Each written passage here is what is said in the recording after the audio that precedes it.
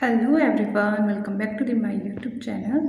सो guys, आज का हम टॉपिक कवर करने वाले हैं मौर्य वंश में भी सम्राट अशोक हम पढ़ेंगे। हमारे जो क्वेश्चन की सीरीज चल रही है वो चल रही है यूपी ट्रिपल एससी पैट के लिए। तो आज का हमारा टॉपिक है मौर्य वंश, और मौर्य वंश में भी हम सम्राट अशोक को पढ़ने वाले हैं। तो क्वेश्चन स्टार्ट करते हैं। सबसे पहला क्वेश्चन है, मेगस्थनीज जिन्होंने भारत के बारे में प्रसिद्ध ग्रंथ इंडिका लिखी है, वह मूल रूप से किस देश के थे? तो वे किस देश के थे? ग्रीस के। ठीक है। और जो ये मेगस्थनीज ग्रीस का निवासी था, जो सेल्यूकस निकेटर का राजदूत बनकर चंद्रगुप्त मौर्य के दरबार में आया था। ठीक है।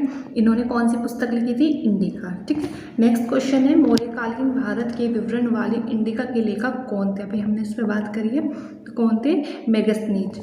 विशाखा दत्त द्वारा लिखित मुद्राक्ष कौन सी भाषा में लिखी गई है? तो कौन सी भाषा में लिखी गई है? संस्कृत भाषा में। ठीक है। और इसका हिंदी में अनुदित करने का श्रेय किसे जाता है? भारतेंदु हरिश्चंद्र को। ठीक है।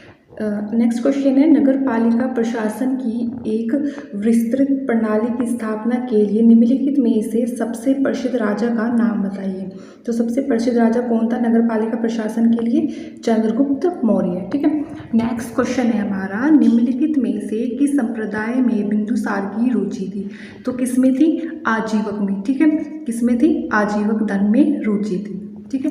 नेक्स्ट क्वेश्चन है, सम्राट अशोक का कौन सा शिलालेख कलिंग पर उनकी विजय का उल्लेख करता है? तो कौन सा करता है? 13वां। ठीक है। जो 13वां शिलालेख है उसमें क्या बताया गया है? सम्राट अशोक के कलिंग की विजय बताई गई है। ठीक है।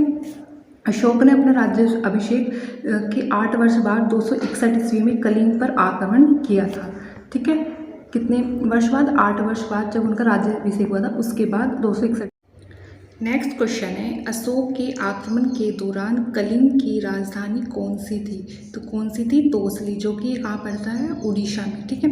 नेक्स्ट क्वेश्चन है, जैसा कि अशोक के शिलालेखों में उल्लेख किया गया है कि साम्राज्य में राजधानी पाटलिपुत्र और अन्य 4 प्रांतीय केंद्र सहित 5 प्रमुख राजनीतिक केंद्र थे, निम्नलिखित में से कौन सा प्रांत केंद्र नहीं था? तो इनमें से 4 ऑप्शन में से आपको बताना है कि कौन सा नहीं था। तो कौन सा था, मतलब कौन सा नहीं था? इंद्रप्रस्थ नहीं था। कौन कौन से थे? ये रे प्रांत, उत्तरापथ, इसकी राजधानी थी तक्षशिला, अवंतीरठ उज्जैन इसकी राजधानी थी, फिर कलिंग, कलिंग की राजधानी क्या थी? तोसली, दक्षिणापथ की राजधानी स्वर्णगिरी, प्राच्य या पूर्वी देश की राजधानी पाटलिपुत्र। तो ये इनके प्रांत थे। ठीक है। निम्नलिखित में से कौन सा अशोक के साम्राज्याधीन नहीं था? तो इनमें से कौन सा नहीं था सम्राट अशोक के साम्राज्याधीन? कामरूप। ठीक है। नेक्स्ट क्वेश्चन है, अशोक के कौन से शिलालेख में ब्रह्मलिपि का प्रयोग नहीं किया गया था? तो किसमें नहीं किया गया था? शाहबाजगढ़ी में। ठीक है। अशोक के कितने शिलालेख थे? टोटल 14 शिलालेख थे। ठीक है। नेक्स्ट क्वेश्चन है, अशोक के प्रधान शिलालेखों में से सबसे बड़ा शिलालेख कौन सा था? 13वां। और 13वें में क्या बताया गया है? कलिंग की विजय के बारे में, जो सम्राट अशोक की विजय हुई थी। ठीक है। नेक्स्ट क्वेश्चन है, निम्नलिखित में से मौर्य कला का सर्वोत्तम प्रतिमान कौन सा है? तो कौन सा है? स्तंभ। ठीक है।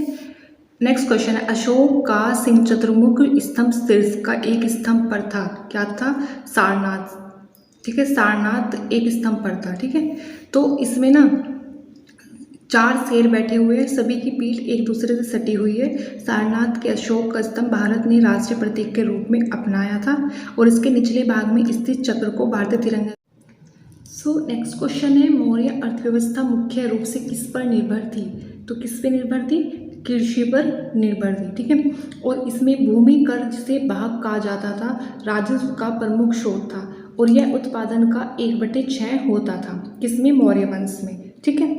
नेक्स्ट क्वेश्चन है, देवनाप्रिय नाम किसे दिया गया था? तो किसे दिया गया था? अशोक को। और अशोक के बहुत सारे नाम थे, जैसे कि अशोक को प्रियदर्शी भी कहा जाता था। अशोक का नाम मस्की, गुज्र, नेतुर, उडगेलम के अभिलेखों से मिलता है। ठीक है। तो अशोक को दमनीति व कलिंग युद्ध के विशेष तौर पर जाना जाता है। ठीक है। तो नेक्स्ट टॉपिक है हमारा गुप्त वंश, और गुप्त वंश में भी हम पढ़ने वाले हैं समुद्रगुप्त और चंद्रगुप्त द्वितीय को। ठीक है, तो पहला क्वेश्चन है, निम्नलिखित में से किस शासक के दरबारी कवि हरिसेन थे? तो हरिसेन किसके दरबारी कवि थे? किसके थे? समुद्रगुप्त के। ठीक है, किसके दरबारी कवि थे? समुद्रगुप्त थे। नेक्स्ट क्वेश्चन है, समुद्रगुप्त की प्रशस्ति संस्कृत में कविता के रूप में किस कवि द्वारा रचित थी, जिसे इलाहाबाद में अशोक स्तंभ पर अंकित किया गया था? तो किसके द्वारा? हरिसेन के द्वारा ही रचित थी। नेक्स्ट क्वेश्चन है हमारा,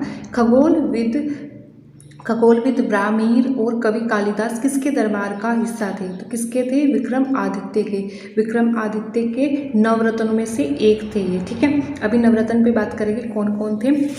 तो कौन कौन से थे नवरत्न इनके? अमर सिंह, धन्वंतरी, घटकपर, छपनक, शंकु, वरुरुचि और वेताल भट्ट। ठीक है, ये इनके नवरत्न थे।